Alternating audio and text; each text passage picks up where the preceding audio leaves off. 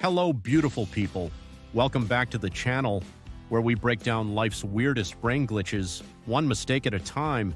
If you've ever forced yourself to sit through a terrible movie just because you already paid for the ticket, congrats. You've been personally victimized by today's topic, the sunk cost fallacy.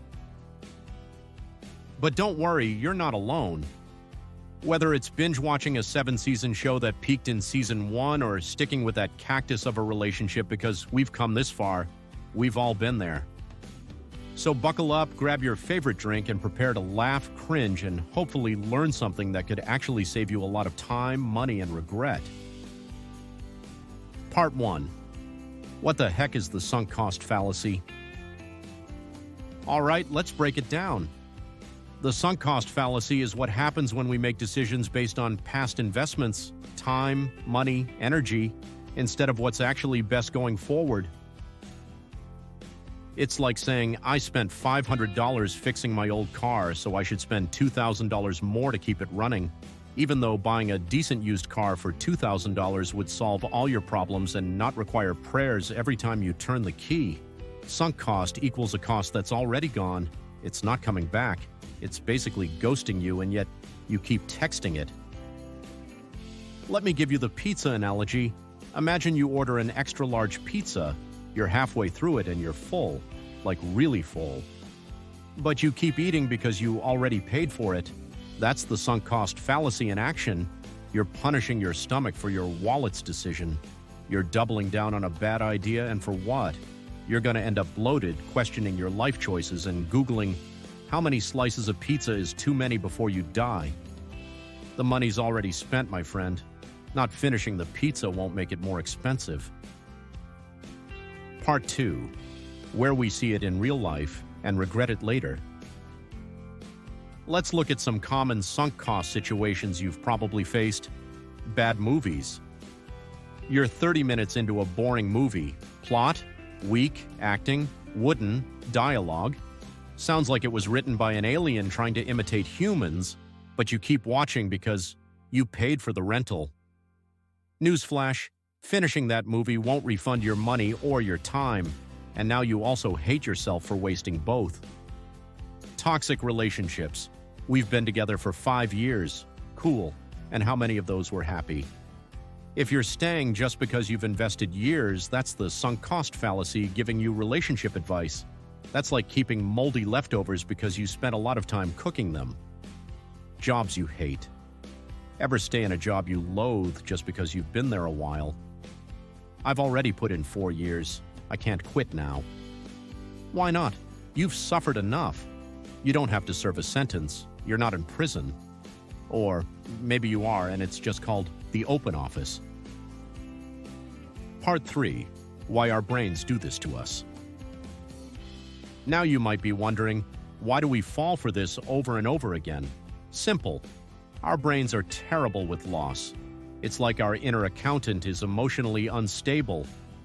We're so focused on what we already lost that we forget to look at whether continuing will help us or hurt us even more. It's a psychological trap, a mental bear trap made of guilt, fear, and denial.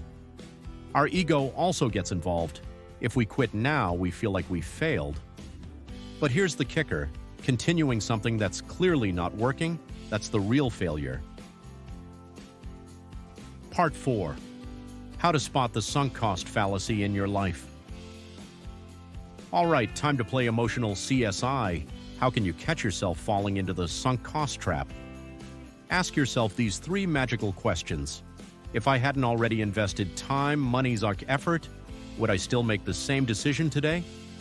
Am I afraid to quit just because I don't want to waste what I've already put in?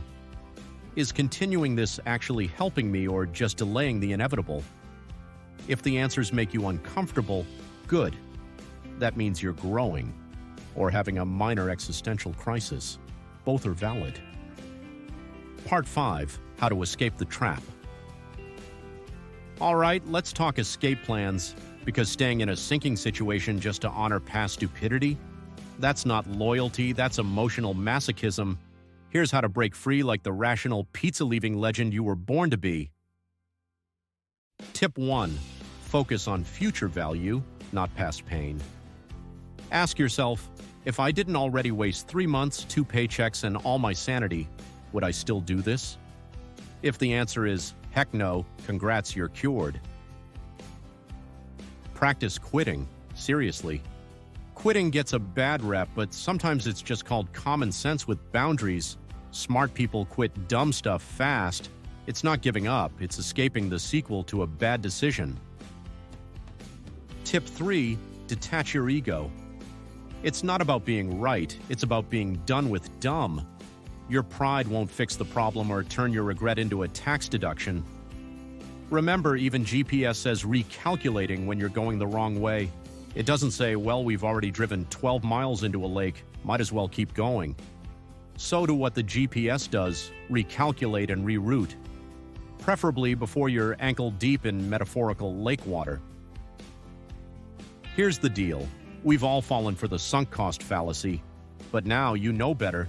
Let go of past mistakes. They're not investments anymore, they're just lessons. And the only thing worse than wasting your money is wasting your future because of your past.